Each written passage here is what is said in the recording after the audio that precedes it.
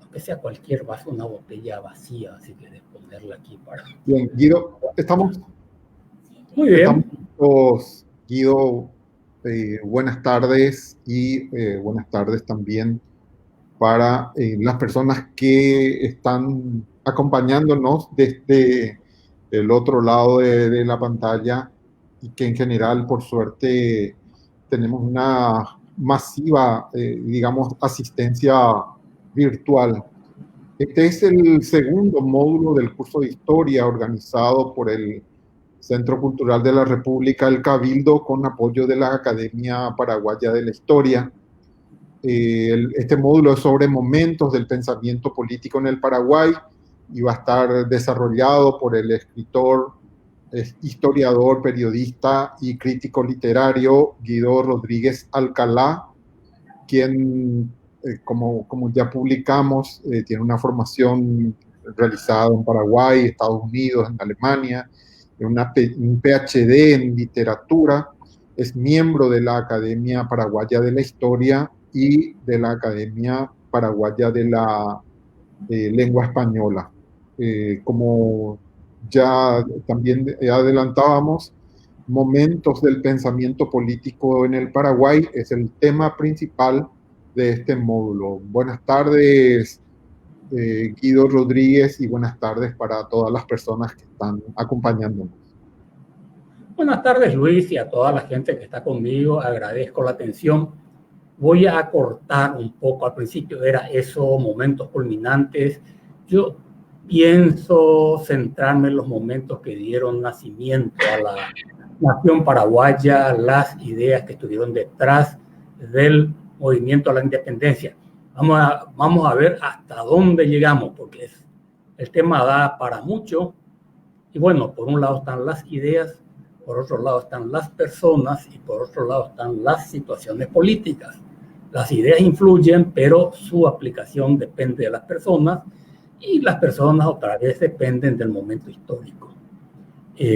Hay circunstancias favorables, circunstancias adversas y bueno, ese es el criterio general del curso. Entonces, comienzo. Bien. A ver.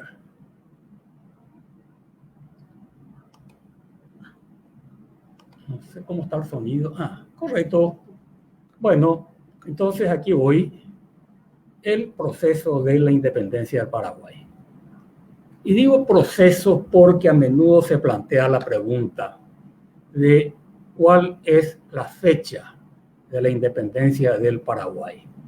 Me parece más correcto aclarar la diferencia entre la celebración de la independencia y la concreción de la independencia, que no se hizo en un día, ni en un mes, en un año. En este sentido, considero, como el profesor Jerry Cooney, que el proceso de la independencia del Paraguay básicamente abarcó los años que van de 1807 a 1814.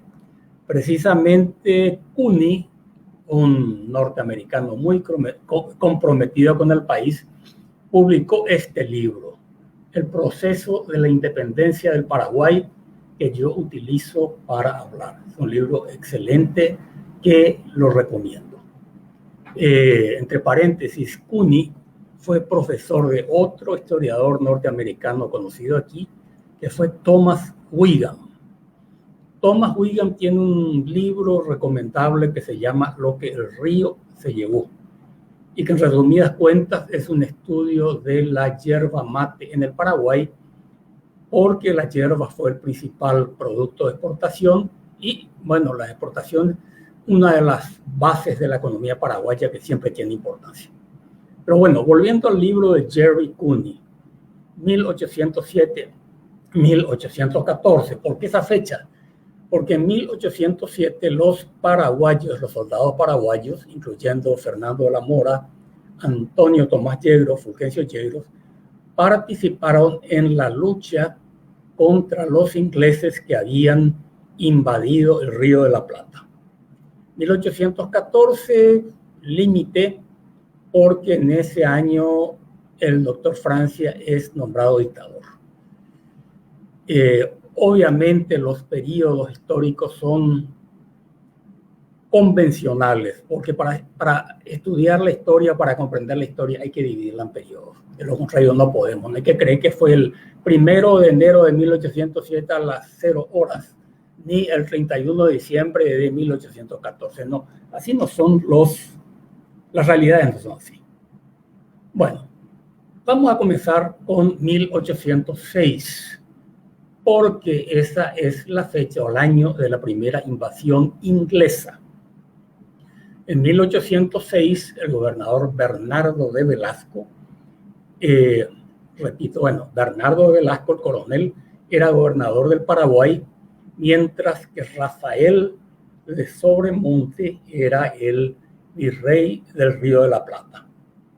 Como todos sabemos, el Paraguay formaba parte del virreinato del Río de la Plata, juntamente con la Argentina, el Uruguay y Bolivia. Paraguay era una de las provincias virreinales, dependía del superior. Quiero comentar de paso que estos dos cuadros fueron pintados después de la muerte de los personajes. El de Velasco fue allá por 1890, el de Sobremonte varias décadas después. Y más que cuadros, más que retratos muy fidedignos, deben considerarse como identikits. Le permito la comparación. Los identikits son los retratos que toma la policía sobre la base de descripciones de una persona que ha desaparecido o que se busca porque cometió un delito. Ahora ya ni siquiera se dibuja, sino que se tiene una computadora. Entonces, bueno, la persona explica que la persona está rubia, es morena, que tiene la cara así, así. Estos son cuadros históricos, no hay que tomarlos como la precisión. Ahora, en cuanto a los personajes, sí creo que es importante decir algo, y es que uno y otro tienen algo en común. Tanto Velasco como Sobremonte fueron destituidos a causa de invasiones extranjeras.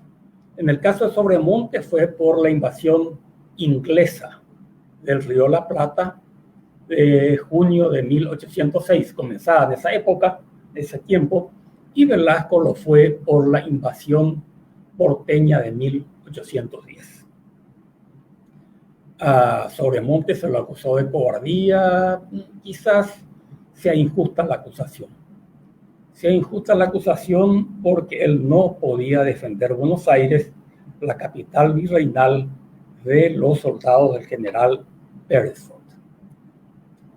Bueno, aquí tenemos una visión rápida de lo que eran los dominios españoles en América.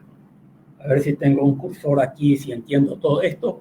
Ustedes pueden ver que aquí hay una línea. La línea de abajo divide los dominios españoles de los portugueses. Hoy Brasil. La línea de arriba, España, lo que era territorio español de Estados Unidos. Esto alrededor de 1800. Y aquí tanto Estados Unidos como el Brasil tienen algo en común. Y es que mandaron la frontera para el oeste. La marcha para el oeste, le dicen Estados Unidos, Brasil no, pero bueno, era eso. ¿Y qué tenían en común? Que los portugueses eran aliados, y en muchos casos discípulos de los ingleses, y tenían una manera más flexible de entender la colonización. En el sistema español, tener un título en debida forma podía salir más caro que la tierra. Entonces era un problema, en la propiedad de la tierra no había estímulo. Tanto los ingleses como los brasileños tenían la teoría de reconocer la propiedad del que ocupaba la tierra. Eso impulsó a sus colonos a marchar hacia el oeste, apropiándose sea de territorio español o de territorio indígena. Era un territorio vasto, estaba mal defendido. ¿Por qué? Porque los españoles querían evitar las sublevaciones americanas. Entonces tenía que estar mal defendido el territorio. En el territorio en las colonias españolas había, por un lado, soldados profesionales españoles básicamente y milicianos. Los milicianos eran hombres armados para emergencias. Y bueno, los milicianos son los que hicieron la Revolución Americana mayormente. El virrey Sobremonte tuvo que armar al pueblo para enfrentar a los ingleses y el ejército terminó destituyéndolo. En el Paraguay, el ejército que derrotó a Belgrano fue el que destituyó a Velasco. Con aquí una primera visión. En mayo llegó Velasco como gobernador del Paraguay y era un hombre popular, un buen gobernador dentro del sistema colonial. Él fue destituido en 1811 y vivió en Asunción hasta 1821 sin ser molestado por nadie, porque no tenía enemigos políticos. Simplemente no se quería la dependencia, pero él fue un hombre correcto. El 27 de junio, el general William Beresford, navegando desde Colonia del Cabo, lo que hoy sería Sudáfrica, desembarcó en las afueras de Buenos Aires y conquistó Buenos Aires, ciudad de 60.000 habitantes, con 1.636 hombres. Se puede decir cómo hizo eso, porque los combatientes ingleses eran soldados profesionales y en Buenos Aires había en esa época, en ese tiempo, había 100 soldados profesionales españoles. El virrey Sobremonte los había mandado para la banda oriental, para el Uruguay, pensando que por ahí iba a ser el ataque. No. Bueno, fue una vergüenza para Sobremonte, fue el comienzo de su desprestigio y fue el comienzo del surgimiento del oficial coronel francés Santiago de Liniers, que reconquistó Buenos Aires en agosto de 1806, cuando llegaron los paraguayos a Buenos Aires, incluyendo, perdonen, esta alergia me está por matar.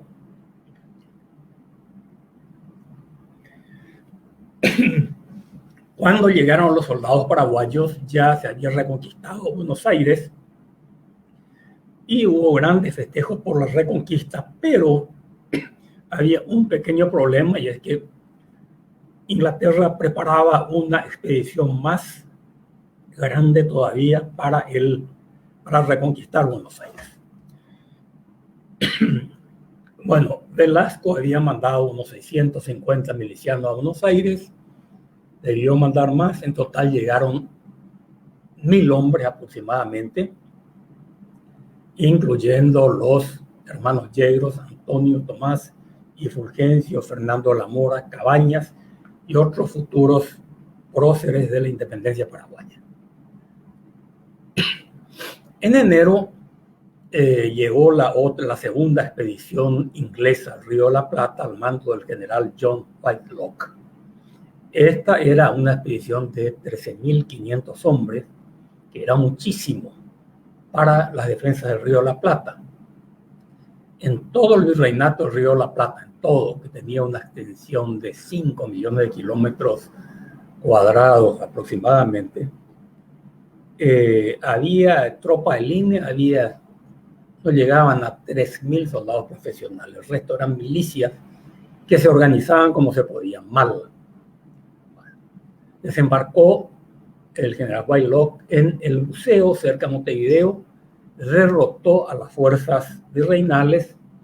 En esa batalla del buceo, los paraguayos tuvieron una actitud muy marcada, a lo mejor ya demasiado, porque la caballería estaba en el extremo derecho del ejército defensor, estaba integrada por Fulgencio Yegros y otros Mora y otros jinetes que atacaron con mucho brío y que hicieron correr a los ingleses. El problema es que después, en términos futbolísticos, quedaron en posición adelantada. Se movieron ellos, atacaron y el resto del ejército no se apuró tanto, entonces nuestros compatriotas quedaron cercados.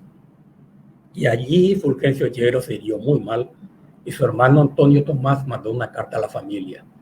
siento decir, pero Fulgencio no va a sobrevivir a sus heridas. Bueno, como sabemos, sobrevivió. Ese fue el primer paso. El segundo, febrero, 13 de febrero, casualmente, fue la toma de Montevideo por los ingleses, y eso hizo que los milicianos de Montevideo, de Buenos Aires, en fin, los criollos lo destituyeran a Sobremonte y lo pusieran en su lugar a Liniers, no sé cómo se dice. Bueno, que fue un acto de rebeldía, evidentemente, desde cuando se destituía al virrey, que era el representante del rey de España, pero así fue. Eso fue el comienzo del final.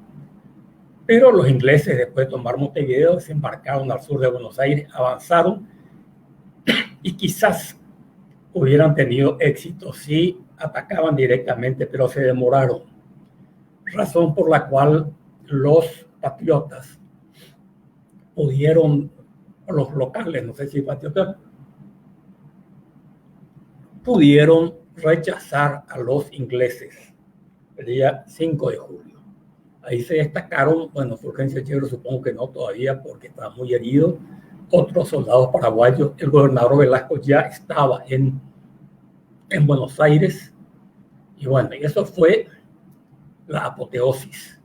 Por un lado fue un gran desprestigio para el virrey, que ya estaba destituido y arrestado, y en general para el sistema colonial español. Eran los criollos, los americanos, los que defendían el virreinato.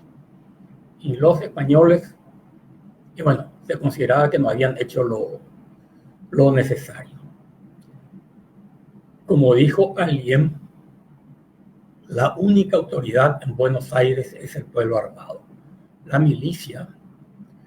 Y bueno, no había una autoridad bien definida. Teóricamente estaban las autoridades españolas, estaba la audiencia y estaba también el cabildo, que estaba integrado básicamente por comerciantes españoles conservadores. Era el gobierno tripartito. Bueno, siguen las tensiones por muchas razones, y las tensiones aumentan, también se dan en España, con la conspiración del Escorial, que fue una conspiración del futuro rey, de Fernando VII, entonces príncipe, contra su padre, que era Carlos IV. Vamos a verlo al señor Carlos IV. Aquí tenemos al rey Carlos IV con su familia. El cuadro lo pintó Goya en 1800 y se llama La familia de Carlos IV.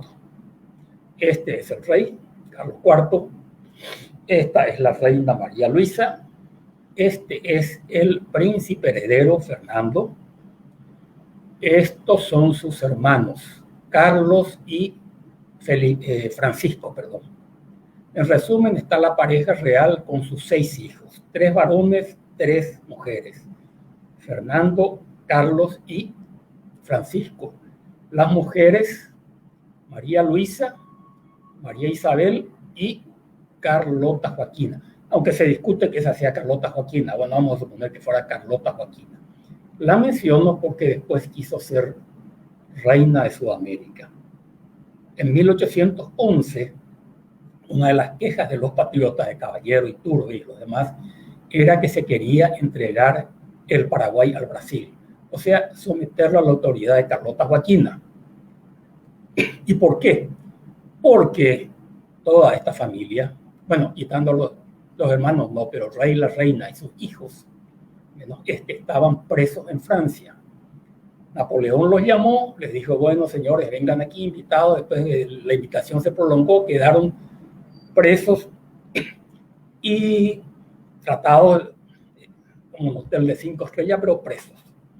Y abdicaron a favor de Napoleón, tanto el rey como Fernando, el resto de la familia. Estaban todos los de la familia real en Francia, sometidos a Napoleón, menos esta señora Carlota Joaquina, ella, casada con el príncipe regente de Portugal, el príncipe Juan, que después sería rey de Portugal, y ella era princesa. Y bueno, aquí sigue la historia, vamos a ver cómo. Bueno, perdón, vamos primero a Fernando. Ahí Fernando aparece bastante bien en el cuadro de Goya, y esta es una moneda de Fernando VII. Fíjense bien en la fecha, 1833. que fue el año de la muerte de Fernando VII. Y fíjense en lo que dice. Fernando VII, por la gracia de Dios, rey de España y de las Indias. Las Indias llamaban en España América, o sea, las colonias españolas. Y de nuevo la fecha 1833. En 1833 ya España había perdido la posibilidad de recuperar casi todas sus colonias, exceptuada Cuba y hoy República Dominicana. Pero Fernando III era un rey muy terco. Él era un absolutista. Él murió sin aceptar la victoria americana. Y ya siendo rey, trató de recuperar, como decía, sus derechos infructuosamente.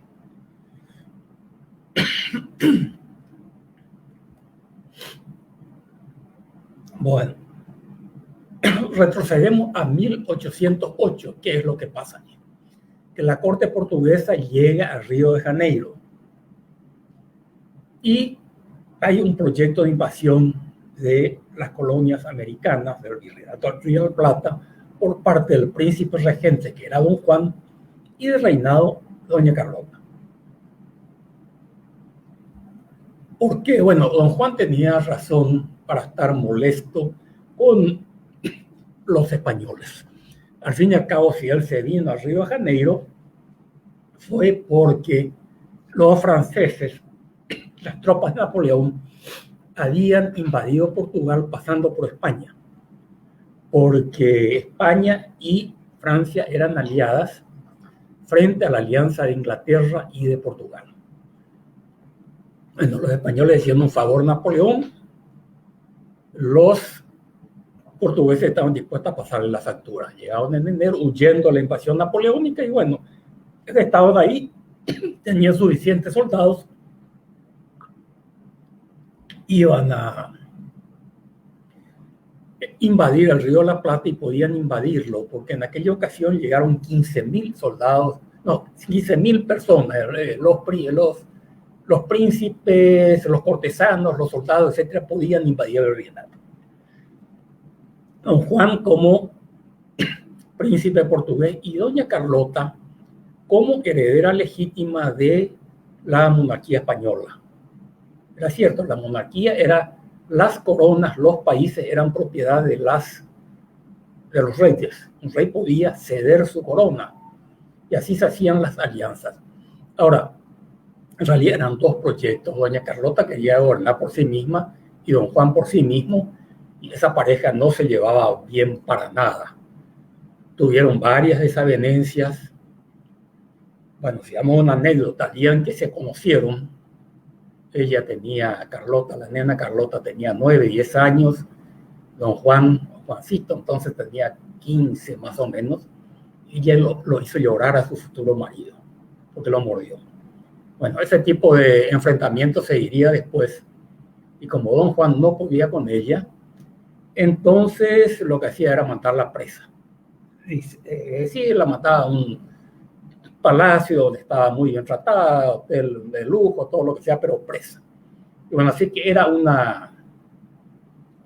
tire y afloja.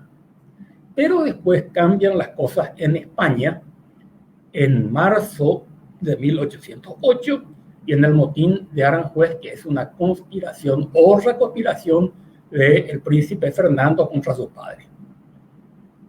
Tanto él, Fernando, como su padre, Carlos IV, le escriben a Napoleón a pedirle que arregle las cuestiones familiares. O sea, nombrame rey a mí. Napoleón entonces decidió que los dos estaban de más, los hizo abdicar a los dos y le cedió la corona de España a su hermano que se llamaba José Bonaparte. Eso provocó una sublevación en Madrid, la sublevación del 2 de mayo que vamos a ver a continuación. Pero hay que decir que José Bonaparte no era un déspota.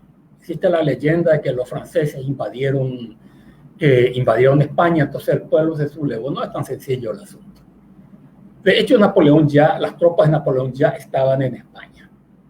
En cuanto a ceder la corona, eso ocurría en toda la historia europea. En el sistema monárquico las abdicaciones eran posibles. Hubo dinastías extranjeras en España, comenzando por los Habsburgo, Carlos V y sus sucesores, siguiendo con los Borbones, y finalmente hubo una parte estaba dentro de lo legal. José, llamado Pepe Botellas, llamado así porque supuestamente era borracho y además tuerto, no era ni tuerto ni era borracho, era un jurista que quería crear una monarquía constitucional en España y que sin duda hubiera gobernado mucho mejor que Fernando VII, que fue el rey más criticado de la historia de España. Pero en fin, se dieron una serie de acontecimientos, hubo una rebelión, murieron franceses, murieron españoles, comenzó a correr la sangre y entonces ya todo se echa a perder. Aquí tienen otro cuadro de Goya, mucho más sangriento que el otro de la familia del rey Carlos IV, que es presuntamente una familia bien avenida. Insurrección del 2 de mayo, que hacen los españoles, forman juntas. ¿Juntas por qué? Juntas que rechazan al rey José Bonaparte y que juran fidelidad al rey Fernando VII, que estaba preso en Francia. Comienza la llamada guerra de la independencia en España, que obviamente no es nuestra guerra de la independencia, es la de ellos. Y eso se traslada también a América. En enero hay una insurrección en Buenos Aires. Perdón, aquí me piden hacer una aclaración. Soy alérgico, desgraciadamente. Este tiempo con estas quemazones aquí del otro lado me tienen mal. Estoy bien, 0 kilómetros. Quitando la tos, 0 kilómetros. Si me escuchan, seguiré. No explico en corona, 100%. No se preocupen. Bueno, entonces, ¿qué pasa? El asunto de las juntas llega también a Buenos Aires, ahí se produce una insurrección de una junta o del Cabildo de Buenos Aires contra el virrey Liniers. Porque ¿qué es lo que pasa? Que los cabildos o la gente más conservadora de Montevideo, de Buenos Aires, incluso en Asunción hubo algo, en Charcas, se sublevó contra la autoridad del virrey Liniers porque era francés, pero era leal a España. Fue reprimida la conspiración de los cabildos. En marzo, Velasco volvió al Paraguay y encontró que estaba un poco conmocionada la situación por muchas razones. Una de ellas era que no se había abolido la encomienda. ¿Y qué era la encomienda? La encomienda era la obligación de los indios de trabajar gratis para los blancos. Y bueno, estaba mal la encomienda. La encomienda se había abolido oficialmente en 1803, pero aquí en el Paraguay creo que seguimos con esa mala costumbre, la ley se acata pero no se cumple. Pasa con todas las disposiciones de todo tipo. Y bueno, trató de enderezar las cosas. Por desgracia, los conflictos de Buenos Aires llevaron a la destitución de Liniers en abril en España, y después hubo intentonas revolucionarias en América, en Charcas. Charcas es la ciudad de los 4 nombres. Charcas hoy es Sucre, pero se llamó también Charcas, Chuquisaca, La Paz. No, La Plata, disculpen, que La Paz es otra ciudad. Bueno, fue una primera junta, una repercusión de la junta de la conspiración de los cabildos. Después vino la Junta de la Paz de julio, que sí fue una junta revolucionaria y que fue sangrientamente reprimida, comenzando por el virrey Cisneros, que ya había llegado a Buenos Aires. El reemplazante de Liniers, Cisneros, había sido héroe de la guerra, de la batalla de Trafalgar, y era un marino, era un militar, como militar bueno, muy valiente, como político, ya no llegaba en el mejor momento y no era muy político. ¿Qué pasa entonces en España? Mientras tanto, lo que pasó en España es que se formaron las cortes. ¿Y qué eran las cortes? Eran lo que nosotros llamaríamos Asamblea Nacional Constituyente. Se trataba de crear una monarquía constitucional en España, dictar una constitución. Entonces se llamó a los representantes diputados de los distintos territorios de España y también de América. Y bueno, ¿quién tenía que ir como representante de América? Paraguay, el doctor José Gaspar Rodríguez de Francia. Eso fue a finales de 1809, no llegó a ir y tuvo un disgusto con la gente del Cabildo, por lo cual se retiró de la política a partir de finales de 1809. Ya estaba la situación bastante difícil en América. Hay un grupo de españoles recalcitrantes, ni siquiera diría españoles, porque no es que todos los españoles eran españolistas, para hablar así, ni todos los americanos independentistas. Había españoles que apoyaban las ideas liberales, había americanos que apoyaban la monarquía absoluta. Como decía Artigas, los malos españoles y peores americanos. Eso aproximadamente lo decía así. Bueno, en España hay guerra, hay disensiones, hay una lucha entre las fuerzas francesas, las españolas, perdón. En América, incertidumbre. Se disipó la amenaza en el Río de la Plata de una tercera invasión inglesa porque cambiaron las alianzas. España se vuelve aliada de Inglaterra y de Portugal en la lucha contra Napoleón. Debe ser medio teórico en América porque los portugueses siempre habían empujado un poco más la frontera, así que el soberano de Portugal era aliado del rey de España que estaba preso, pero en la teoría pues siempre trataba de seguir adelante. Y sí, no llegó a invadir el virreinato, fue por presión de los ingleses, concretamente Lord Strangford, que era el ministro inglés, que le dijo, bueno, déjense de historia, estamos en guerra con Napoleón, no se peleen entre ustedes. ¿Qué pasa en 1810? En enero pareció que toda España definitivamente iba a estar en manos de Napoleón. Hubo grandes victorias para los franceses. Y bueno, y cayó la Junta de Sevilla, que era la junta que reunía a todas las juntas españolas, y llega la noticia a América. Se acabó España como nación independiente, España queda incorporada al Imperio francés. ¿Qué hacemos? Y ahí se dan dos posibilidades. Por un lado hay un grupo de gente muy conservadora, reaccionaria, absolutista, que dice, bueno, si no hay rey en España, nosotros no queremos ser franceses, no queremos ser bonapartistas. Así que vamos a formar nuestras juntas en América para no reconocer la autoridad de Napoleón. Por otro lado están los independentistas que dicen, bueno, señores, si ya no hay rey en España, entonces no tenemos por qué seguir obedeciendo a las autoridades españolas. Así que nosotros formamos nuestras propias juntas. Una junta es un gobierno provisorio de más de una persona y bien, se lo puede formar con distintos motivos, con distintos propósitos.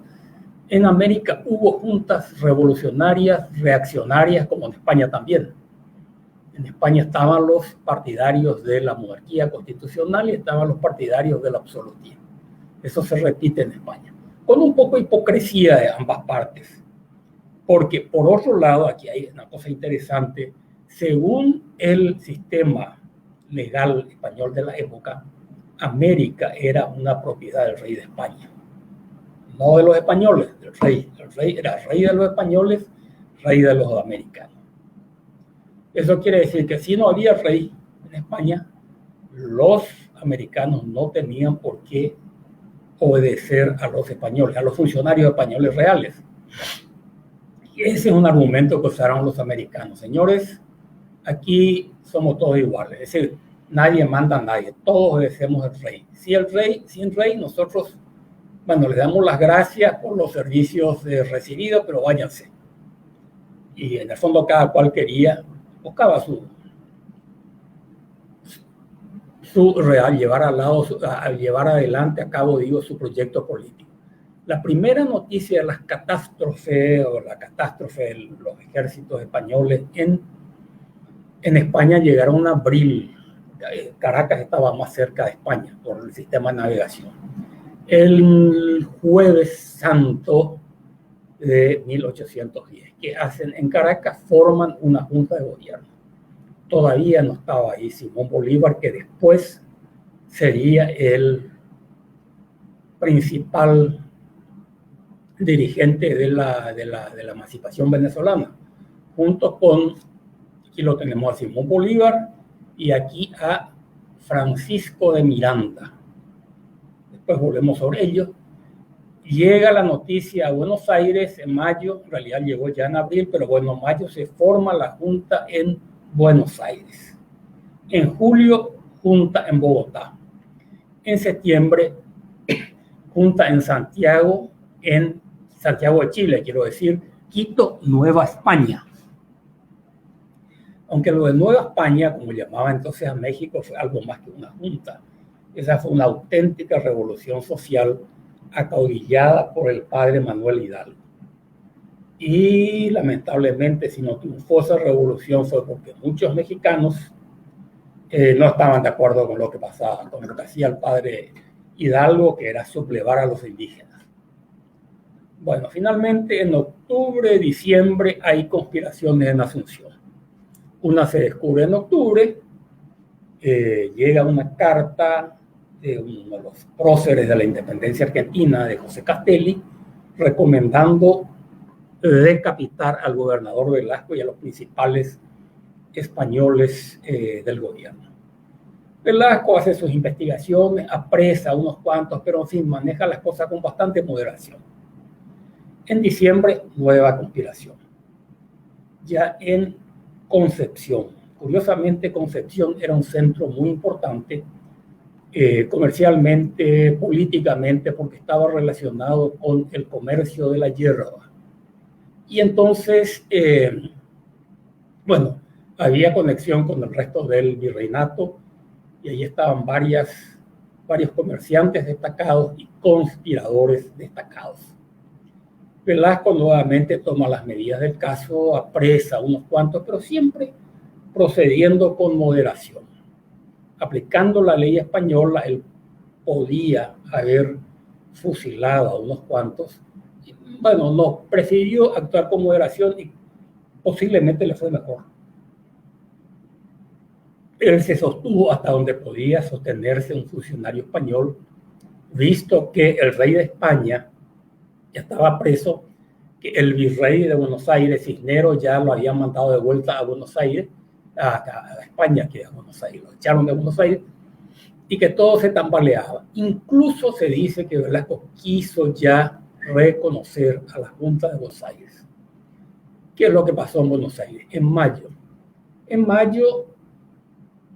cae el rey Cisneros, en un primer momento lo dejan como presidente de una junta, después ya lo sacan, y los dirigentes como Manuel Belgrano, José Castelli, Cornelio Saavedra, dicen, bueno, aquí vamos a formar una nación con todas las provincias del Río de la Plata. Eso incluía al Paraguay, incluía a lo que hoy es Bolivia, entonces era el Alto Perú, y a las actuales, provincias argentinas del interior. Y mandan sus representantes, vamos a hacer una asamblea general de las provincias del Plata, no se lo dice todavía abiertamente, vamos a formar una constitución, vamos a elegir autoridades. Van los emisarios al Paraguay, al Alto Perú, Bolivia, a Córdoba, y hay una resistencia. Aquí también hay una ambigüedad, porque en el interior del virreinato mayormente seguían en el poder las autoridades españolas, como por ejemplo en el Paraguay el gobernador Velasco. En el Alto Perú también, sobre todo después de la represión de las insurrecciones. En el Uruguay, la banda oriental se decía entonces también.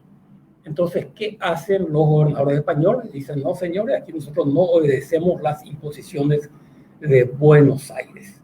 Y se forma ahí una alianza entre Montevideo, que era un baluarte realista, el Paraguay con Velasco y las autoridades realistas, españolistas, podemos decir, aunque también había criollos del Alto Perú.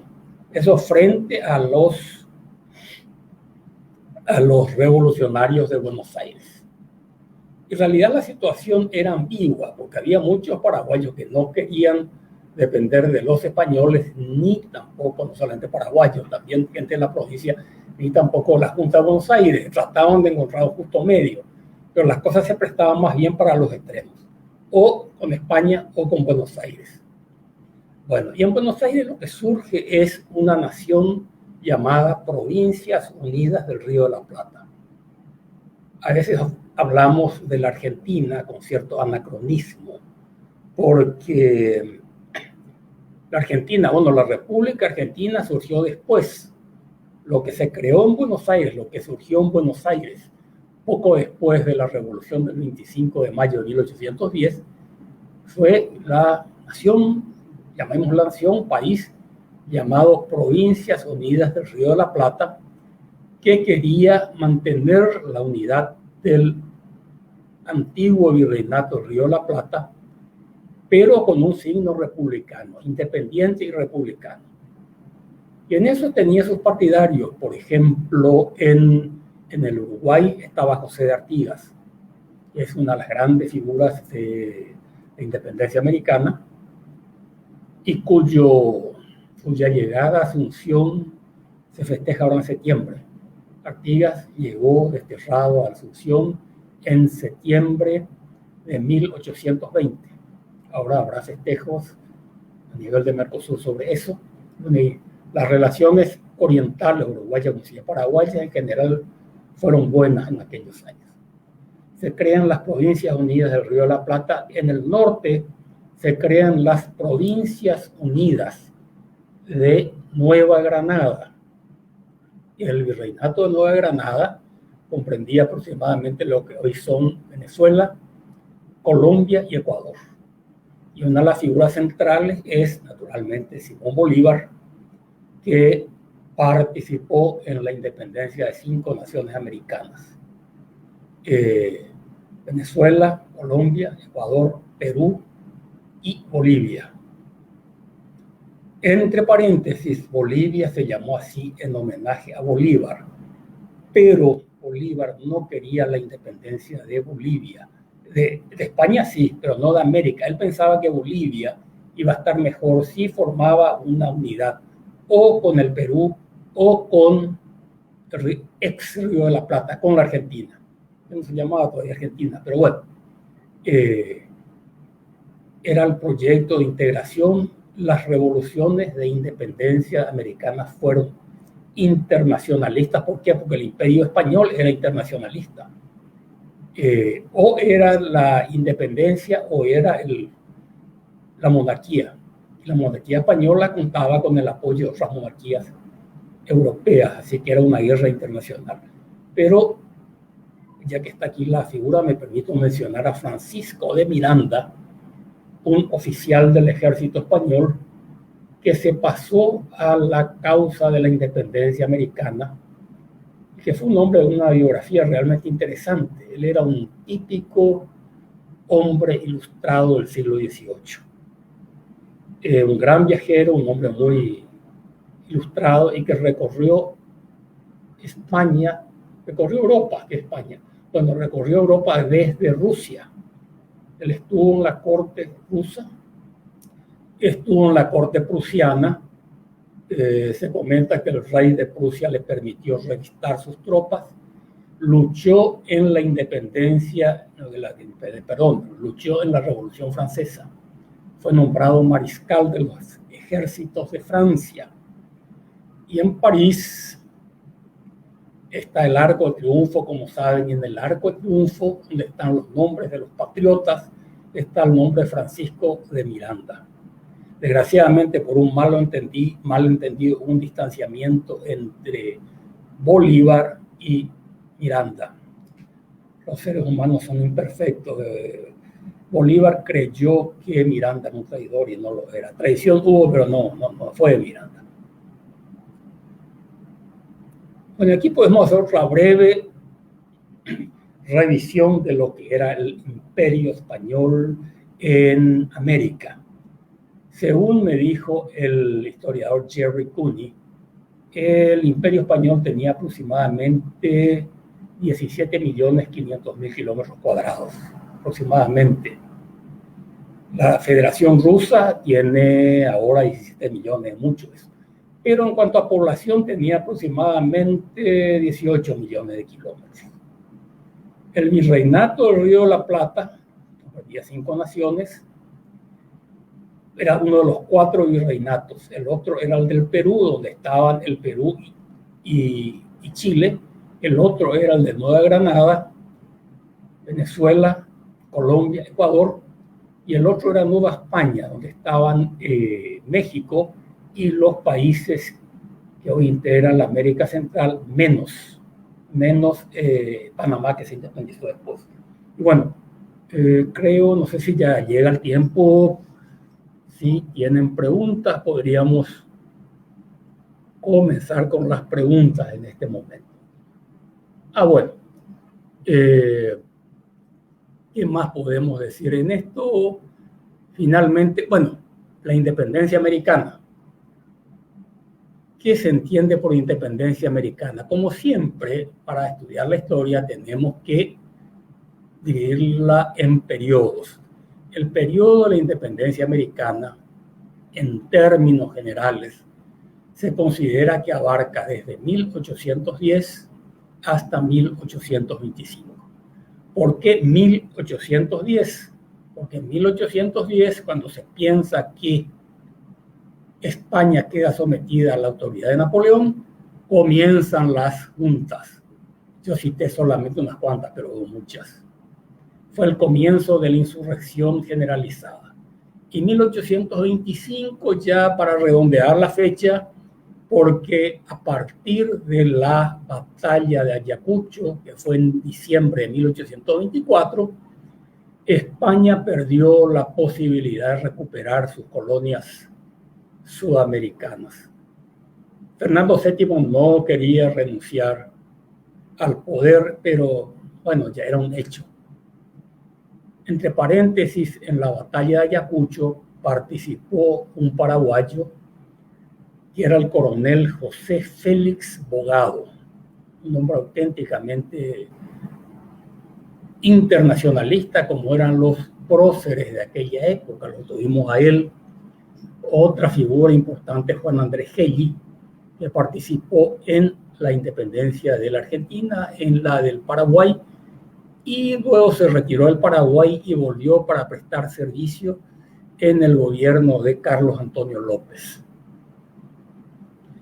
En la Argentina, bueno, sabemos que una de las figuras próceres es José de San Martín, que participó en la independencia de la Argentina, en la del Perú también, y que después se retiró a la vida política.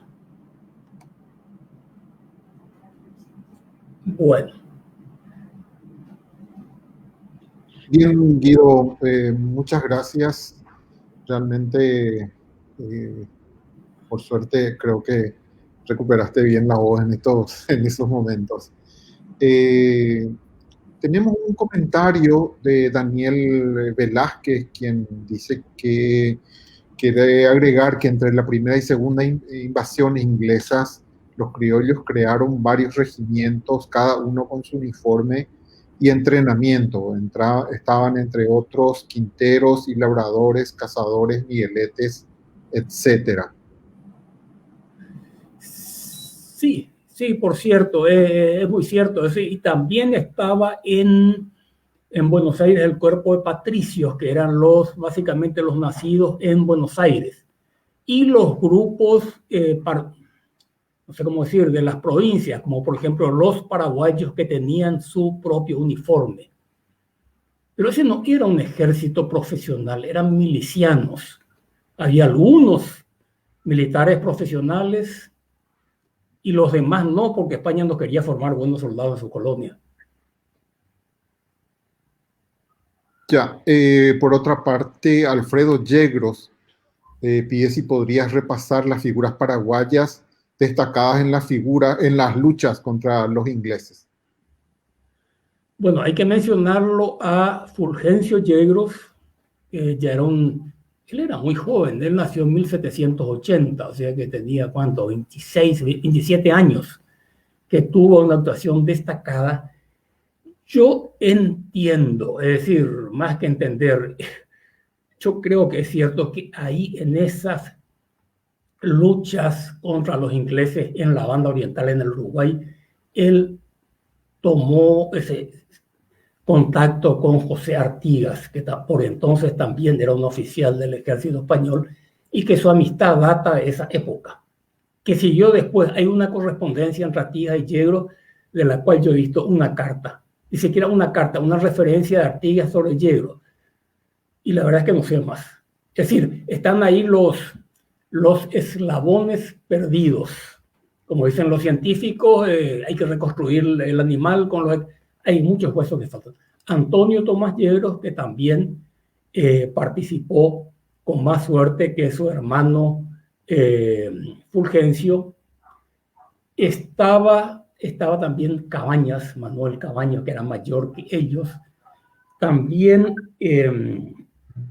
Fernando Lamora. Me parece una figura injustamente olvidada, porque realmente él era uno de los ideólogos de la independencia paraguaya y un hombre que tenía buenos contactos con las figuras revolucionarias del Río de la Plata.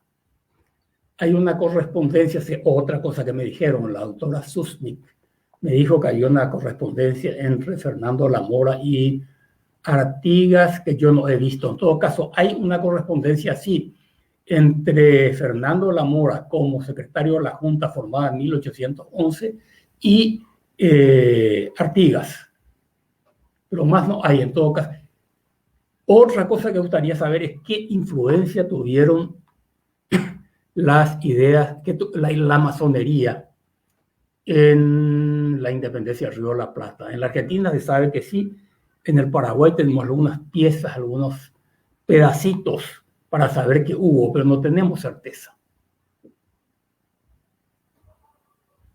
Bien, también preguntan sobre la influencia de la Revolución Francesa en las ideas de los criollos.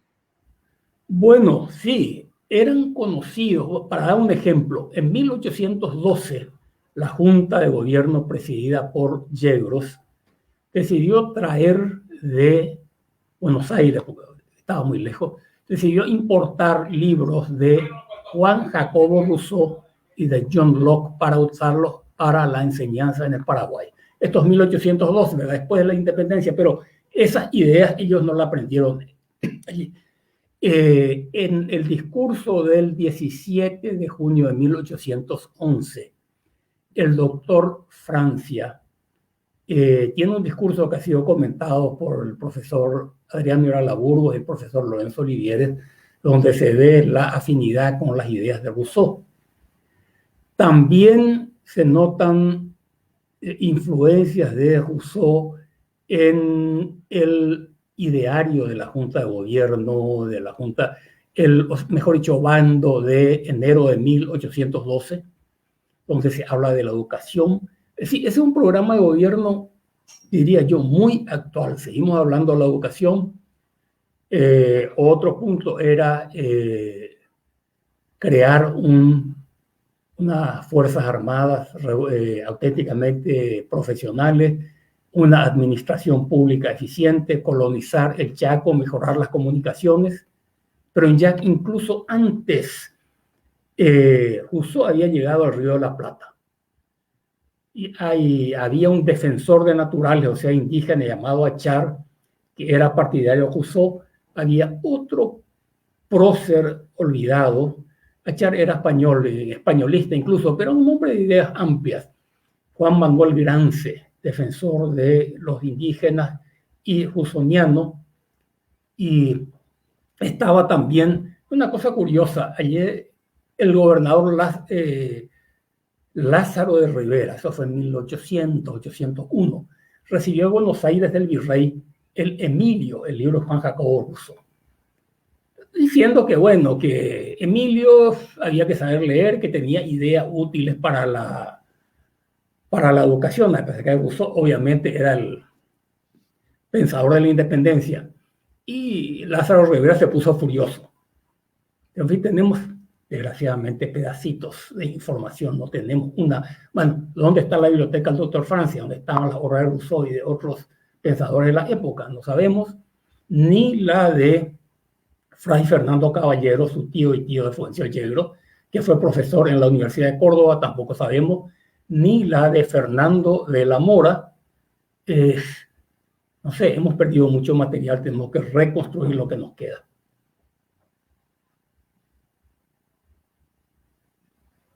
Bien, también Gladys López pregunta sobre la influencia en la educación de todos estos acontecimientos en el Paraguay.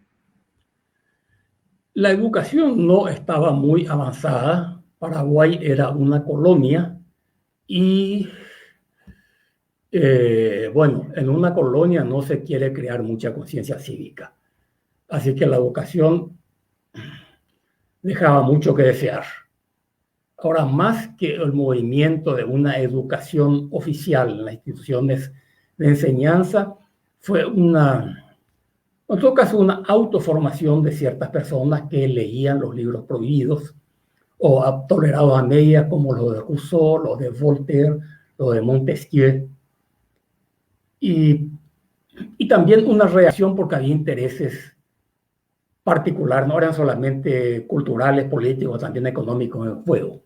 Entre paréntesis, antes de que me olvide, si quieren leer un libro de uno de estos pensadores franceses, de Voltaire, pueden buscar en internet el diccionario filosófico de Voltaire. Se puede leer o se puede bajar. No hace falta que lo lean todo porque es largo, pero pueden buscar artículos como, por ejemplo, tortura. Pueden buscar artículos como Inquisición, tolerancia. Y bueno, voy a buscar más material que esté en internet para la próxima vez.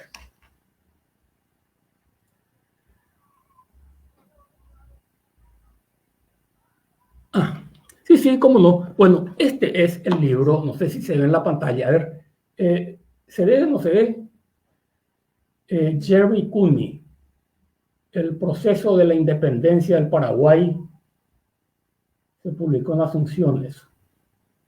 A ver, ahí está, se lee, no sé si se lee, El proceso de la independencia de Paraguay, Jerry Cooney.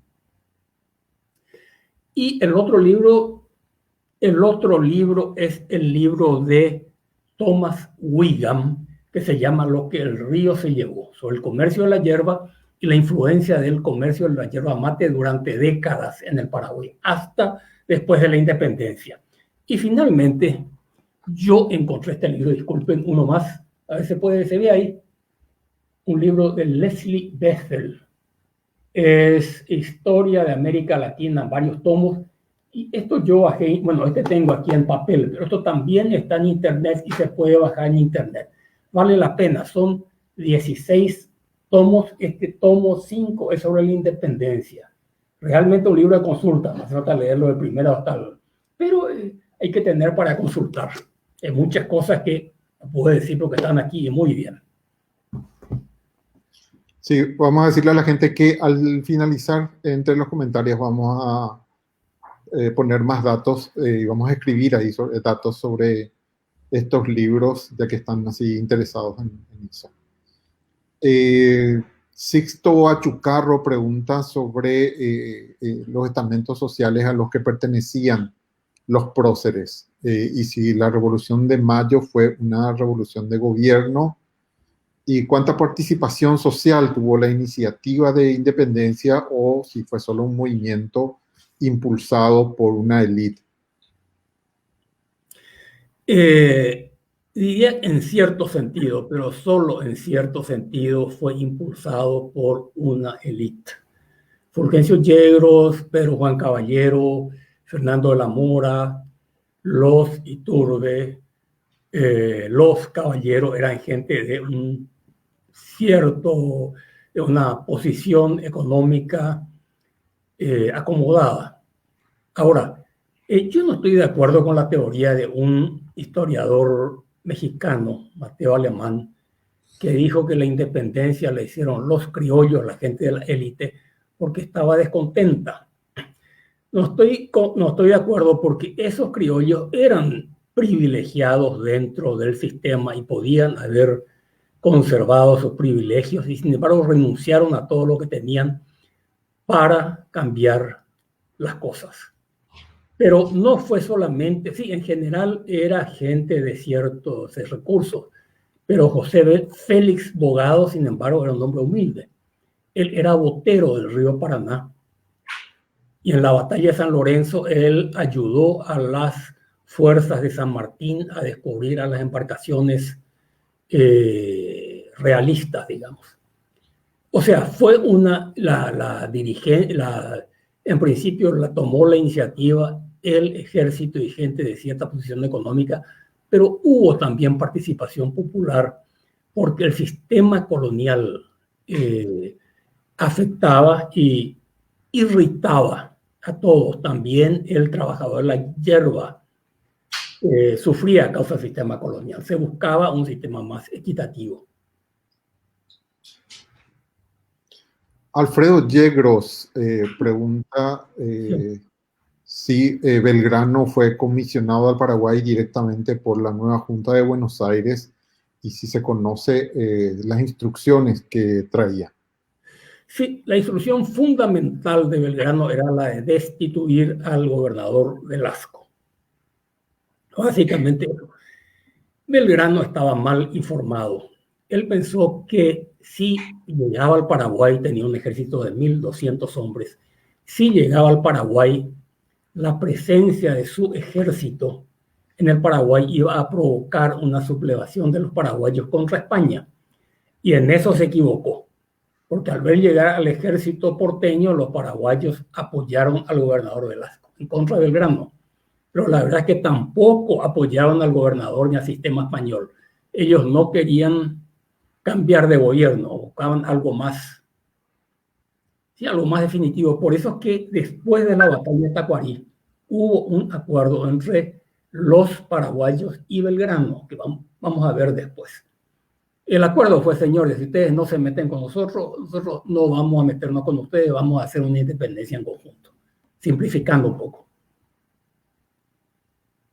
La siguiente es de Fernando Pereira y pregunta si esta invasión inglesa podría calificarse como el intento constante de influenciar en la región con su política imperialista.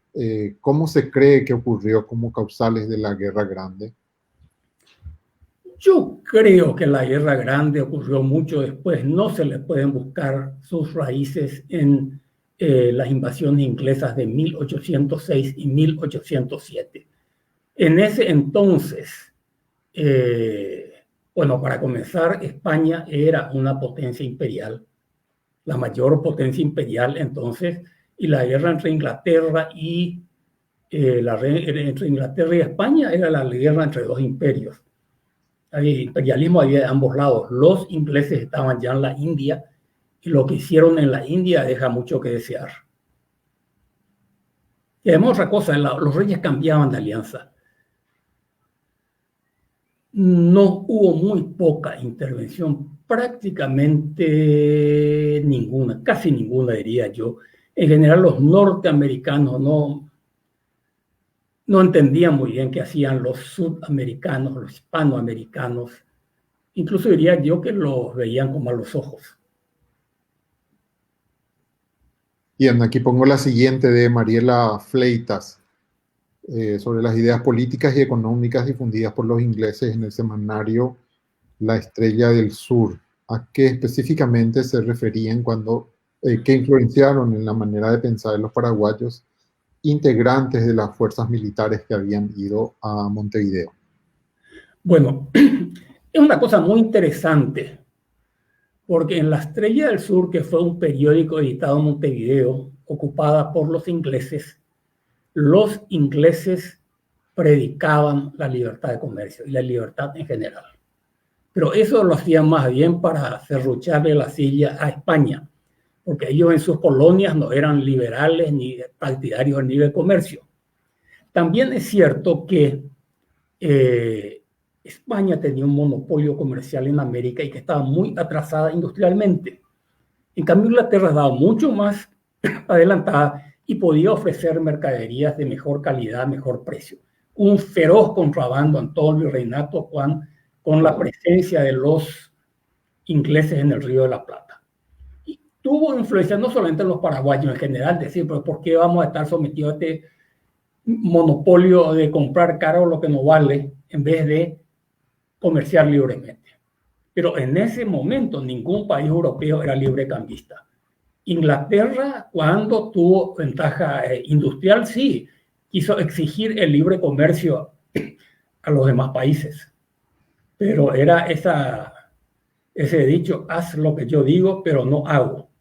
Lo de libertad de comercio, lo de libertad hay que entenderlo también, hay que tomarlo con pinza, porque muchas veces se manifiesta con propósitos políticos. La siguiente es de Carlos Aníbal Peris. ¿Cuál fue la influencia de las ideas económicas que trajeron los ingleses en sus invasiones para los habitantes de esta zona? Está relacionada con la anterior, realmente. Bueno, estaba lógicamente la influencia de la teoría del libre comercio, que para el Río de la Plata significaba la libertad de comerciar con Inglaterra, en vez de no poder hacerlo con España, hacerlo a través de los contactos con España. Pero como ideas, no sé si ideas prácticas económicas más bien. Allí hubo un conflicto con los miembros del Cabildo de Buenos Aires que seguían apoyando la restricción al comercio y quisieron imponer la pena de muerte a los que viajaban a Montevideo, y los paraguayos, que en un momento dado tuvieron prohibido viajar a Buenos Aires por el Cabildo, y por otro lado el virrey. No sé si hubo tanta influencia ideológica que ya no hubiera estado en el Río de la Plata, sino un hecho político que ponía en relieve ciertas ideas hasta entonces.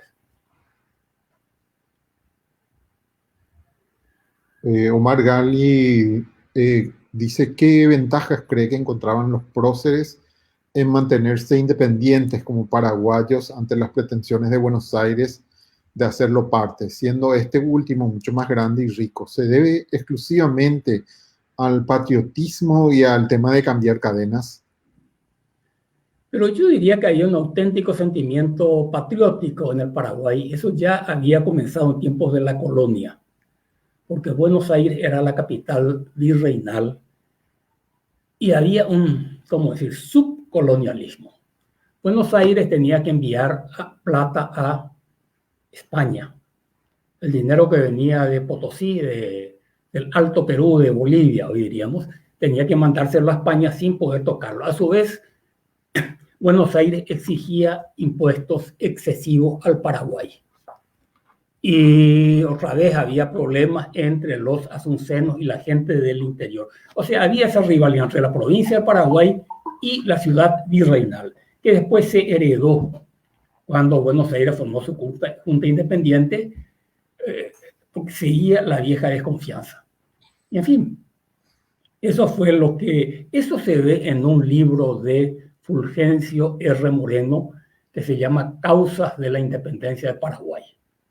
Explica cuáles eran los motivos por los cuales Paraguay no quería depender ni de España ni de Buenos Aires.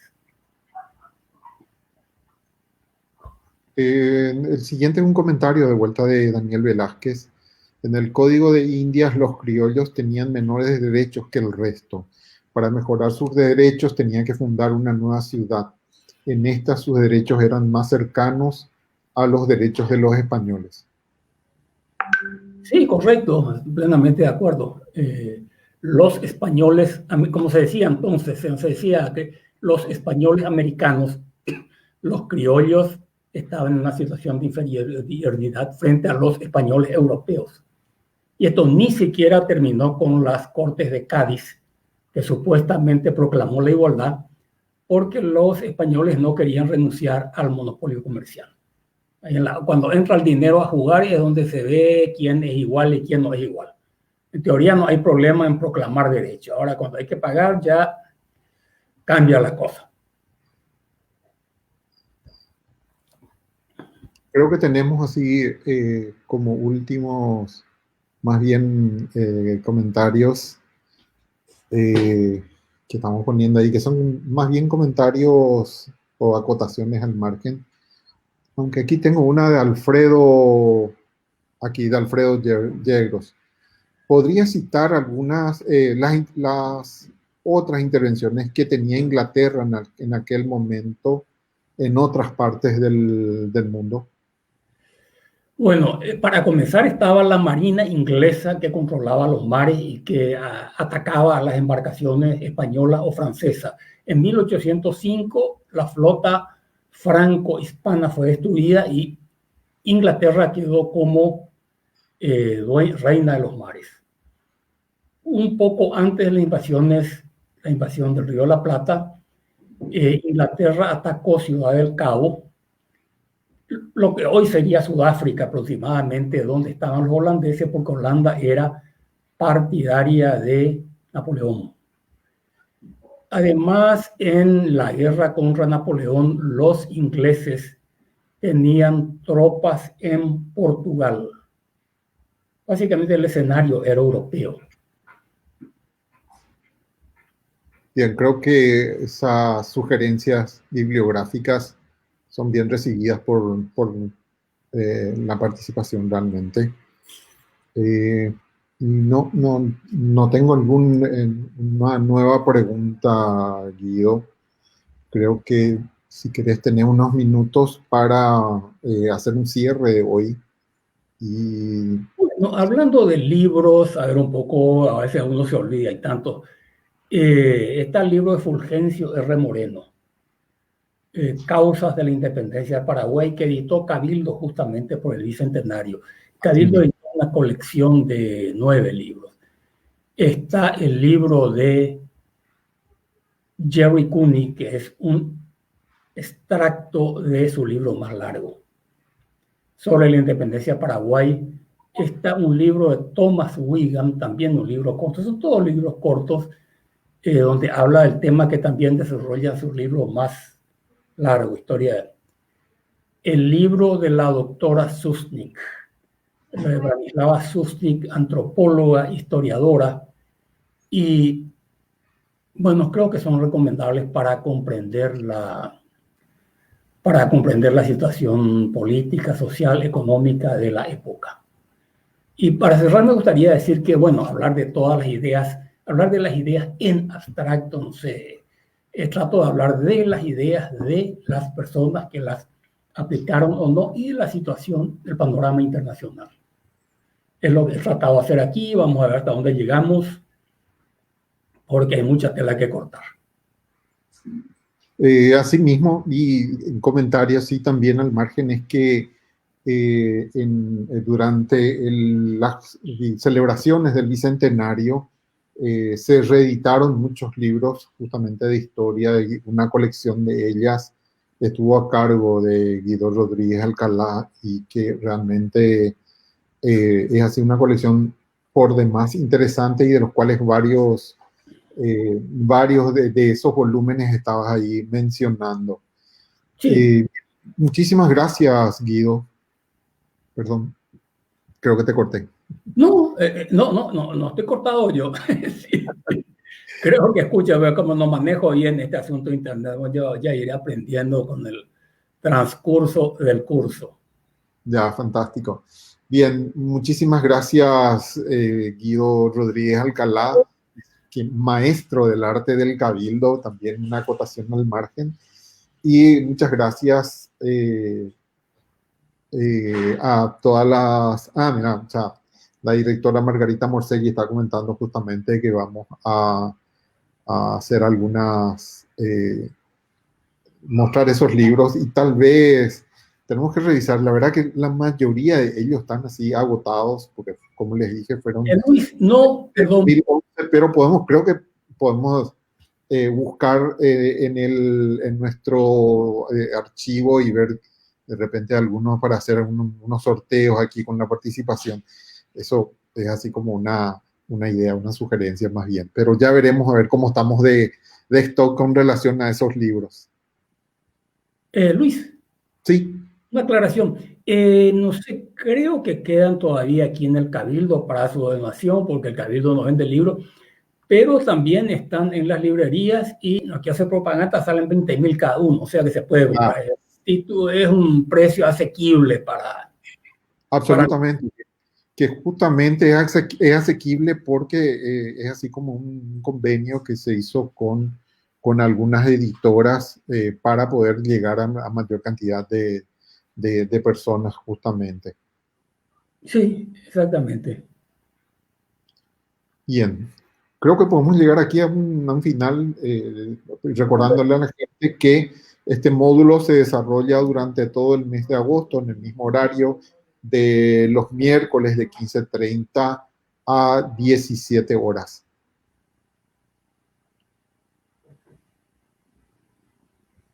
Bien, Bien, muchísimas gracias por la participación a todas. Nos veremos el próximo miércoles. correcto.